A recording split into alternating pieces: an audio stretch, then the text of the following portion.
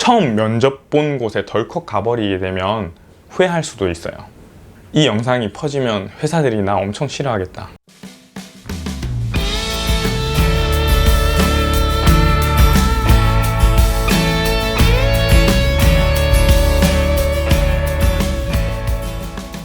안녕하세요. 게임 캔버스 9번 1입니다. 요즘 빌드 마감 중이라 좀 정신이 없네요.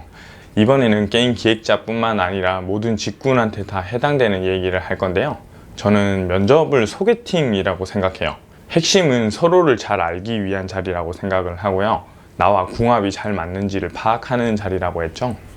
회사가 나의 여친이라고 가정을 해봅시다. 너무 잘 맞아서 오래 갈 수도 있고, 좋은 사람 나쁜 사람을 떠나서 나랑 너무 안 맞을 수도 있고요. 짝사랑이 될 수도 있겠죠. 잠깐 눈물 좀 닦고요. 자, 그럼 면접 태도와 복장, 주의사항, 그리고 연봉 협상에 대해서 알아봅시다. 첫 번째, 면접 태도에 대해. 당연한 말이지만 너무 긴장하지 않고 친구한테 말하듯이 존댓말만 유지하고 너무 딱딱하지 않게 하는 것을 추천해요. 전에 찍었던 기획자에게 물어보는 면접 질문 7가지에서도 언급한 내용인데요. 너무 저자세로 나가는 건 좋지 않습니다. 신입 신분이라고 할지라도 나도 면접관과 회사를 판단하는 자리예요. 내가 돈 받고 일해주는 거는 회사에게도 고마운 일이죠. 무조건 을 모드는 좋지 않습니다. 적당히 자신감 있고 비굴하게 보이지 않는 게 중요하다고 생각하는데요. 무조건 충성하는 머슴을 뽑는 자리가 아니잖아요. 내가 일을 잘한다는 걸 증명하는 자리예요. 그렇다고 너무 고집불통처럼 보이면 안 되겠죠? 소개팅이랑 비슷하다고 했어요. 자, 그러면 대답에 대한 태도도 적당히 궁금하고 재밌게 잘 해주는 게 좋겠죠. 자기 할 말만 늘어나서 상대가 말할 기회를 뺏는 것도 좋지 않고요. 단답형 대답도 좋지 않습니다. 예를 들어서 주말에 뭐 하고 노세요? 라고 물어보면 동물의 숲.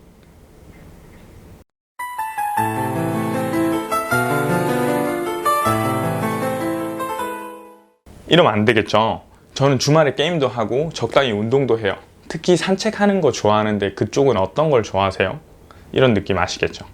그리고 긴장하지 않기. 좋은 면접관은 긴장을 풀어주기 위해서 릴렉스 시켜줄 거예요. 마냥 압박만 한다고 해서 그 사람의 진면목을 알기는 힘들거든요.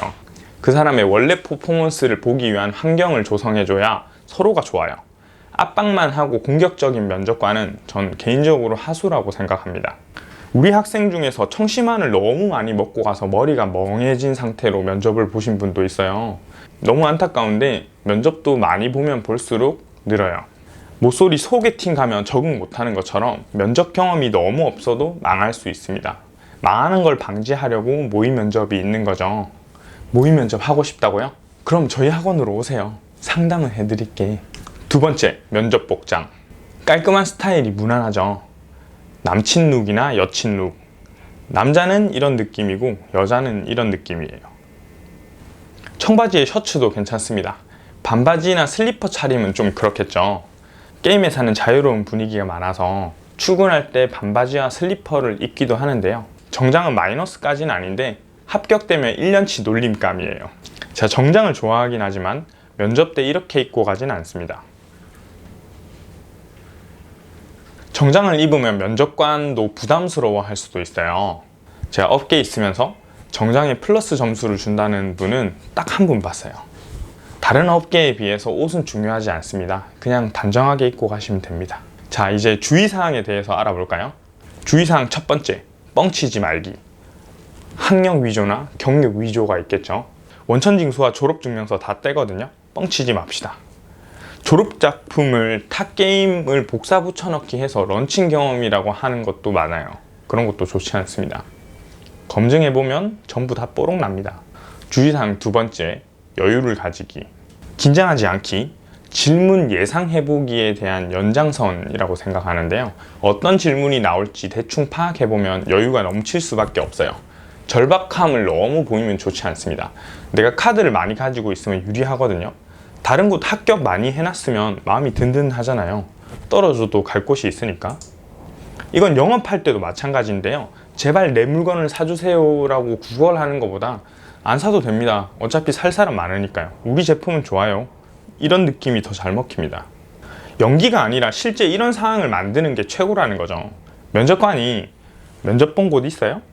합격한 곳 있나요? 라고 물어볼 때 어디 합격했다라는 답변이 나올 수 있으면 내가 유리한 카드 한 장을 들고 있는 거예요. 내 실력 괜찮아요. 나는 갈 곳 많습니다. 이걸 은근히 노출하는 거죠. 느낌 아시겠죠? 소개팅도 마찬가지잖아요.